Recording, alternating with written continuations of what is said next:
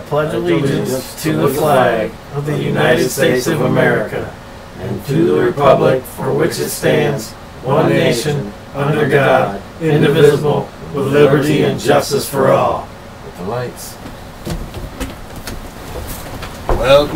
Welcome back to the R.D.C. show, where your host's opinions are proven to be 99.99% accurate. Richard? Derek? Chris? Since the last time we spoke to you guys, we took a couple weeks off. Well, we never take no time off. We just haven't made a show in a couple weeks. We've missed, there's been two presidential debates, the vice presidential debate and the second presidential debate. Let's start out with the VP debate. Big D, what'd you think about it? You watched most of it over here with me, and I don't know. I like how Biden was aggressive, but you know, I mean, you hear all the media saying he bullied him and shit. Yeah, trying to make it and sound it's like, come on, man. He was just strictly telling them facts. And he sounded like he was about to have a heart attack. He was just so rude and cruel. Yeah, right. Oh, he man, was interrupted 87 did times. Did you listen to it right on, Christopher? Yeah. Did you watch it? Yes, I watched them both. Did you listen to the radio the next day? Oh, Conservative talk radio. Well, of course, of course they're going to have their spin on it, but did they ever say that their person lost? Of course not. Ronnie Ryan ticket won handily both debates, and then the third one, the second presidential debate, Ronnie won. I mean, and then if you listen to people on NPR, they say the exact opposite. You got this source of media says that this candidate won it handily. The other source says this candidate won it. But that's not true. If you ask me, I don't think it's any. There was any real winner because the first it's just blah blah blah. You know? The first presidential debate, they all said that Obama stunk it up and lost. All the media said that. Well, we're talking about the vice presidential debate right now. So. Right, but the first presidential debate, though, if you want to touch on it, I would like to state, because it does get into the the presidential debate in a way, and that is that Romney totally changed his position. You can't win an argument with somebody that's a pathological liar. You know what I mean? That you can't win an argument with somebody like that because they'll change their position. There's no way to argue with them because they're yes and no. Did you have they're left and right? Did you get that same feeling from Ryan in the VP debate?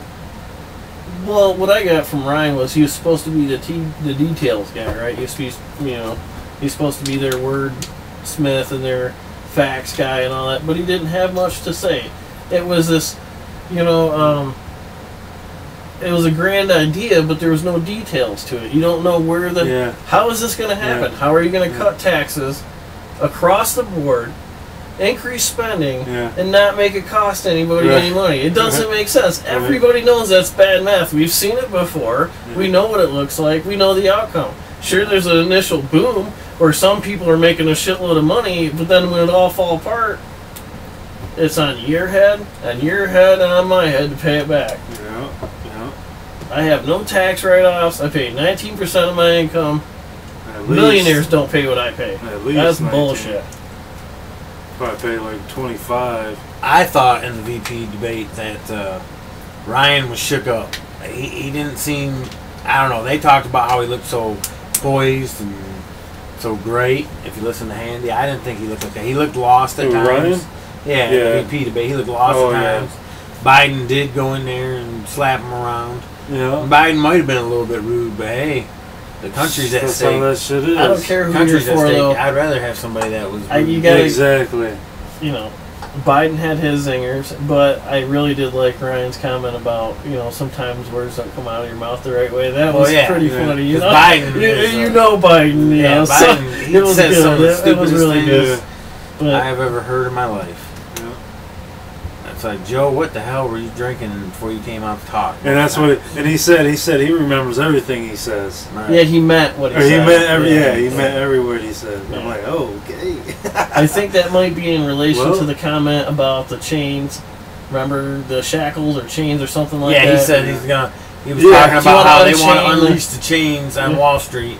And he was like, we're going to come back in and put the chains back on, or something like that. Yeah. They want to put the chains on us. Yeah, and he kept playing it over and over again. Yeah, because he said he put the chains on Wall Street, and they want to take them off Wall Street and put them back on the poor man. Yeah. but the way he was saying to an all-black crowd, which was kind of stupid. So, but I thought Joe Biden held his ground that night. I thought he was the winner of that. Yeah, he did do good that night, I think. So let's move on to the second presidential debate. Yeah. Did you see any clear-cut winners in that? I will start out by saying I thought Obama looked a lot better in that debate than he did in the previous one. I didn't see the first one, but I'd say I'd seen the second one, and I thought he did really good, and it looked like Romney was just switching back and forth, just like you were saying. He turned on a couple things a couple times, I thought, and it's just like, come on. Well, and the other thing about that, you want to back him up, but you don't. Who the hell are you? Yeah, exactly. One thing I don't hear any of these conservatives talking about is Romney kept trying to answer a question. Yeah. When someone asked him a question, he tried to answer 2 questions ago. He would try to give an answer to the question two questions ago. Yeah. He would start, well, you know that question a couple minutes ago, I didn't get to respond the way I wanted to, and they kept telling him. That's not how these debates work. These debates, we tell you something, you answer, we move on. Yeah. You don't get to keep going on and on. I just think that, he obviously looked unprepared and not knowing what to say there. Maybe this is a horrible cliche, but I could say it was sort of like 2 evenly matched teams, if you will, going into a big game, right? They were pretty much evenly matched at the start, in my opinion. And it wasn't necessarily who was going to win the game. It was more a case of who was going to lose the game. I don't necessarily think that Obama won that debate. I really don't, because there's times that he got... No, I don't think he won. I think he just looked better than he did the first one. I think that Mitt Romney just looked worse. Romney was the biggest... Romney looked like Obama did in the first one. Yeah. Upset, angry, they couldn't finish his questions. Yeah. And didn't really want to be there. What do you think was the most damning for Mitt Romney that night? What was the worst thing that was said to him? That he said. The worst thing that he said? Yeah, where did he really lose grip? Well, he probably lost... I don't know if he really lost ground anywhere. It could have been the women in binders comment. Now, see... Or it was the... But the thing I think that made him look the worst was when Obama said that the next day in the Rose Garden he called that an act of terror. And he said he didn't say it. And he did call it an act of terror the next day in the Rose Garden. He just didn't claim it as an act of terrorism. No, it was a real brief end of a statement. Yes, it was factually in there, yes, but it wasn't It wasn't what Romney was saying, but Romney still... Of what he Obama said. Didn't say that he called it, declared it terrorism. He just said that he said an act of terror the next day. That's what he said. And Romney thought he caught him and said, "Really, Mr. President? You said that in the Rose Garden? Are you sure? Are you positive?" Yeah, I know what came out of my mouth. It was the binders full of women comment that really hung his ass, but it's the same subject, and that is his actual... He could not hide who he was there. No. And all the women saw it. And trust me, they're not going to vote for him. Yeah. Most of them will, but some will. Absolutely, some will. But I think that you'll see that the vast majority of women are going to vote for Obama. Probably. I do believe. Because Mitt Romney is not, But just to sway off balance just a little bit, the way that they're trying to make Obama look bad for this Libya thing, and they're trying to make him look like they're calling it the next Watergate, as I heard Rush Limbaugh saying. Where were all them people when Ronald Wilson Reagan was selling crack cocaine to the American public through the Iran-Contra scandal, and it came on national TV and gave a speech on how we were not involved in that war, and there was no issue there. And then a few weeks later, had to come back on TV and go, well, I told you we weren't involved in that, but I think we were. And the other big question is, where were these people when Bush said there was weapons of mass destruction, and there was none, and thousands upon thousands of American men and women died over there for nothing?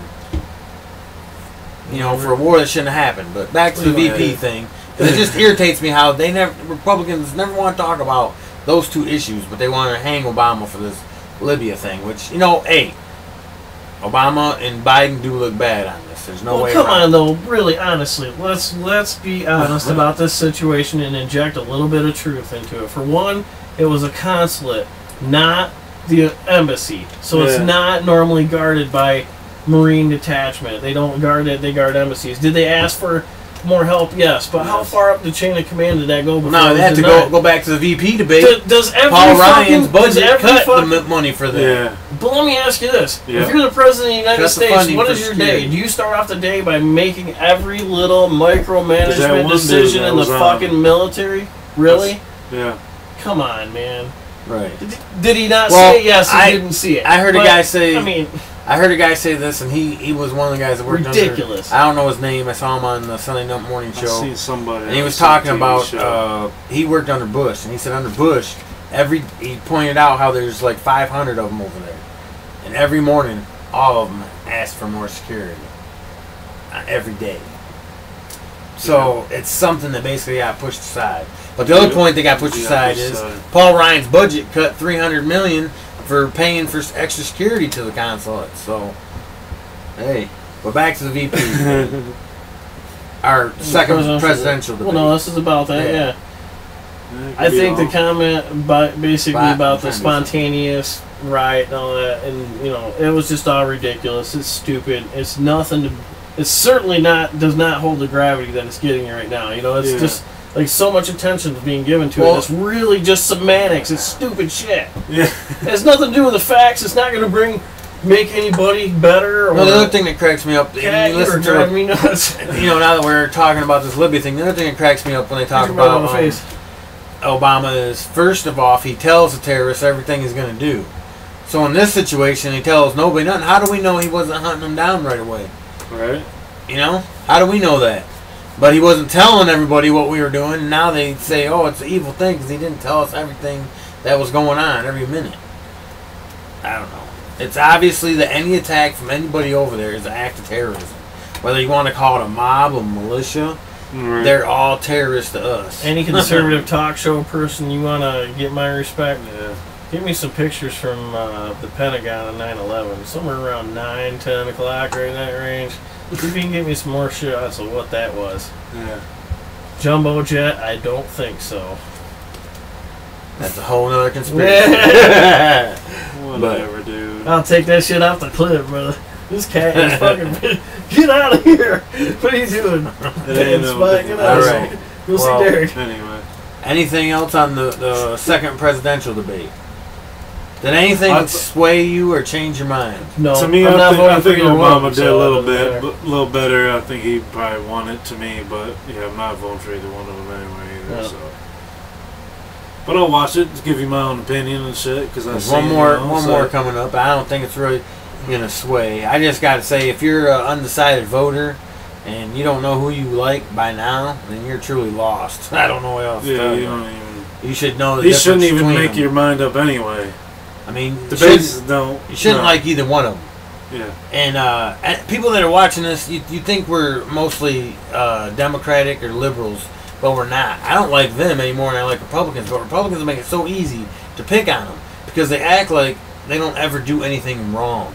You listen to Rush and Hannity and Glenn Beck, Republicans have never done anything wrong in the history of mankind. Never. Yet, in my adult life, Christian folks, Republicans have been in charge more than Democrats. And look at where we are in this country. And where we are in this country did not start from Obama. It's been building for a long time. And its policies and stupid agendas that the Republican presidents have put in over time that have built up to this. And Democratic presidents. Yeah. None of them care about us. The only reason I always think of stuff, I'm going to come on this show and start picking on Democrats. But then I listen to Rush Limbaugh and it's like, I gotta come on and say something about them idiots. And Glenn Beck and oh God, it's coming down. Start crying. I don't understand it. I used to be a raging alcoholic. Now I see I'm just wondering, in my opinion, capitalism and Christianity are not two things that work well together. Right. They conflict each other, and I don't feel like, I don't think the two can coexist together. It just doesn't work out. Their principles defy each other. Right. And I guess for people who believe if people believe that everything is yes and no, good and evil, and all this stuff, up and down, if you can believe that both things are true, and I guess that works for you. And you can just pick out whatever pieces make your decision to say, okay, this candidate stands more for what I believe in because he doesn't stand for shit. That's what I stand for, is nothing. Shit. I stand for everything and nothing. Yeah. So wherever's popular is where I'll be. The vast majority of people who vote Republican and think Republican and everything, I train myself for their conversation every day. All I have to do is listen to Glenn Beck and listen to, what's the girl on in the morning? Laura Ingraham. Laura Ingraham and Rush Limbaugh. And I'm prepared for any argument that any conservative-minded person has because they're just going to say the exact same fucking thing. Exactly. So it's like you're brushing up on an argument with them. It's so easy, you know. But Democrats are just as bad, dude. Oh my God, the shit they want to do. Are you kidding me? Oh yeah. I mean, oh my.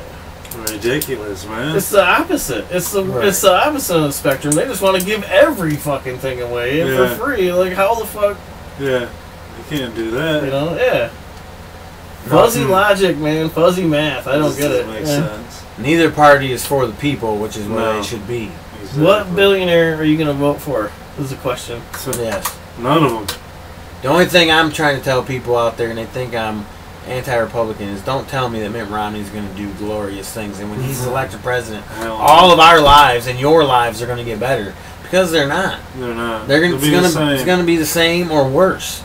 Because generally, what scares me more with they both steal and they both take, and they don't. And the only time that we matter to either party is when it becomes an election time. Other than that, they could care less about us. Exactly. But at least the Democrats are aligned with unions. Which yes, you can say, oh, that's evil. They're unions. But do you know why the unions are with the Democrats? Do you know that the unions used to back Republicans? Unions backed Ronald Reagan and basically put him in office, and he turned around, stabbed him in the back, and crushed him.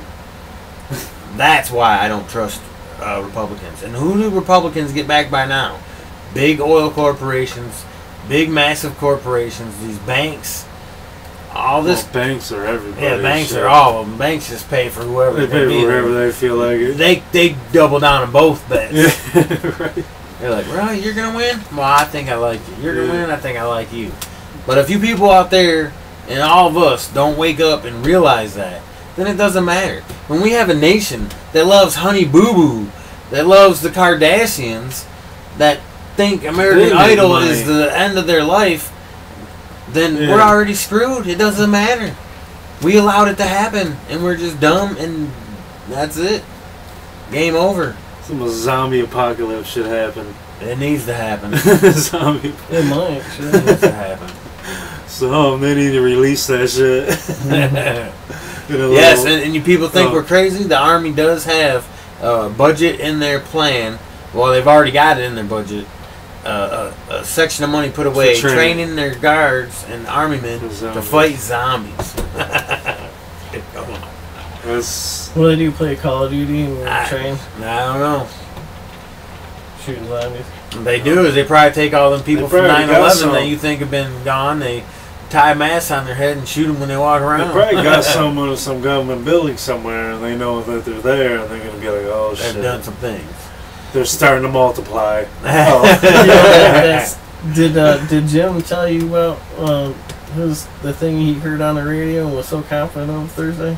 No. What? About how supposedly this thing in Benghazi was all supposed to be Obama's plan, was that our ambassador would get kidnapped and then we could trade him for the blind sheikh so that we would appease the Arabs. Oh, right. Yeah. Look, I would have no. Imagine Imagine if Romney was president right now and Obama was running against him. Rush Limbaugh would be telling you that Obama planned this whole thing so that he could become president. That's how demented these people are.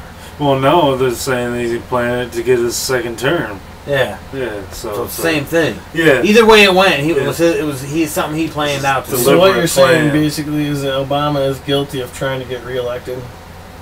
That's what they're saying. Yeah. Not me. I'm just saying. Imagine. That's deep, man. Yeah. Holy you shouldn't try. Don't even try. Just let Romney win. Well, in regards to, I guess, to wrap this segment up.